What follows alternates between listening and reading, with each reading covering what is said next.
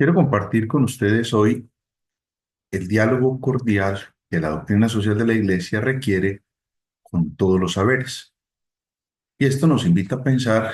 en la dimensión interdisciplinaria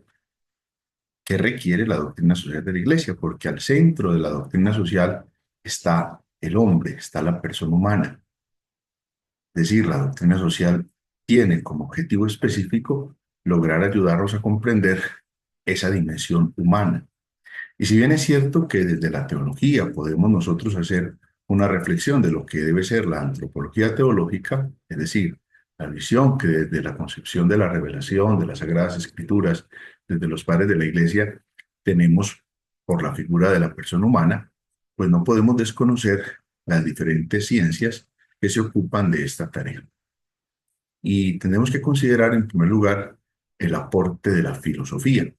el aporte que la filosofía le da como ciencia a la doctrina social de la Iglesia. La naturaleza humana como fuente y la razón de la vía cognoscitiva de la misma fe, elementos que vamos a poder nosotros desarrollar a partir del dato filosófico, pues la doctrina social de la Iglesia se vale de unos conceptos que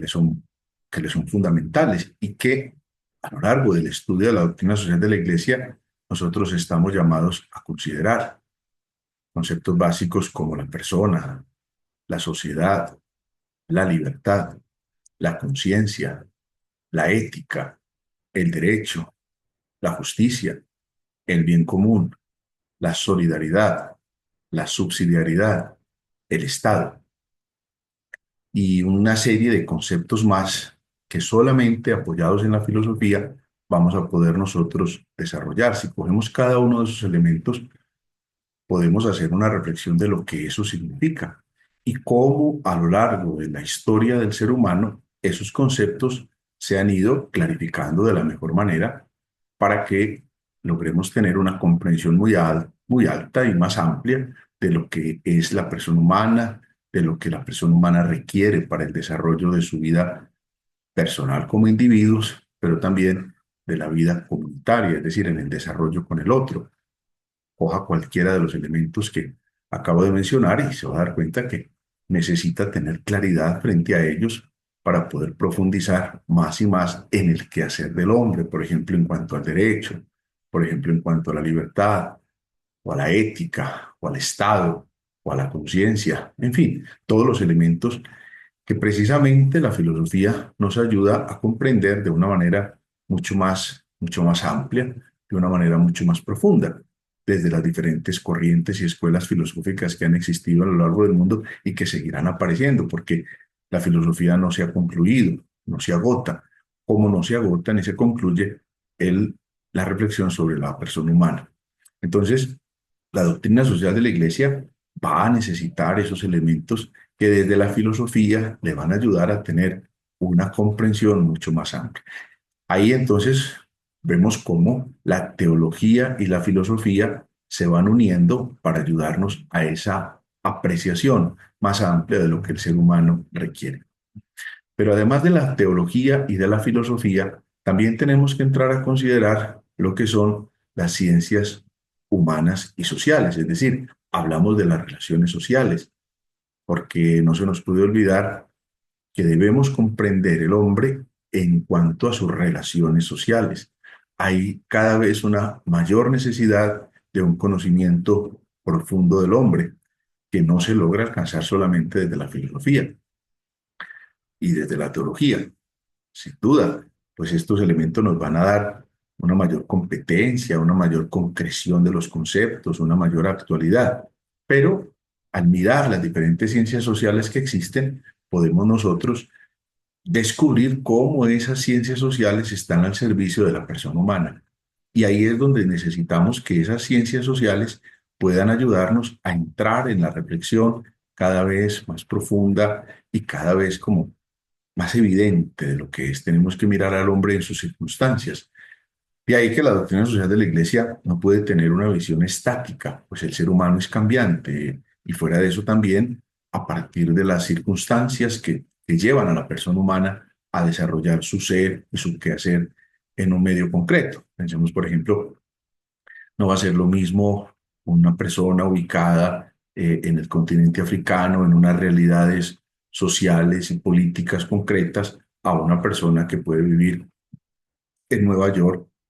o a una persona que vive en nuestro ambiente colombiano. Incluso dentro de nuestro propio ambiente colombiano no vamos a poder analizar la persona sino ubicándola dentro del contexto social, cómo vive una persona de la costa atlántica o cómo vive una persona de los llanos orientales o cómo vive una persona en un pequeño pueblo con unas condiciones campesinas o rurales X o Y, o cómo puede vivir una persona en una ciudad más grande, incluso dentro de la misma ciudad, cómo nos tenemos que ubicar nosotros dentro del barrio o de la realidad social o de violencia o de pobreza o de riqueza o de bienestar X o Y dentro de una misma ciudad. Entonces ahí nos damos cuenta de la necesidad de entrar permanentemente en ese diálogo que nos va ayudando a construir una concepción, una visión mucho más certera y profunda de lo que tiene que ser la persona humana. Tenemos que descubrir que la doctrina social de la Iglesia es de la Iglesia. Es la Iglesia la que la elabora, es la Iglesia la que la difunde, es la Iglesia la que la enseña, dentro de la tarea que la Iglesia tiene en su función de enseñar. Hay tres tareas claves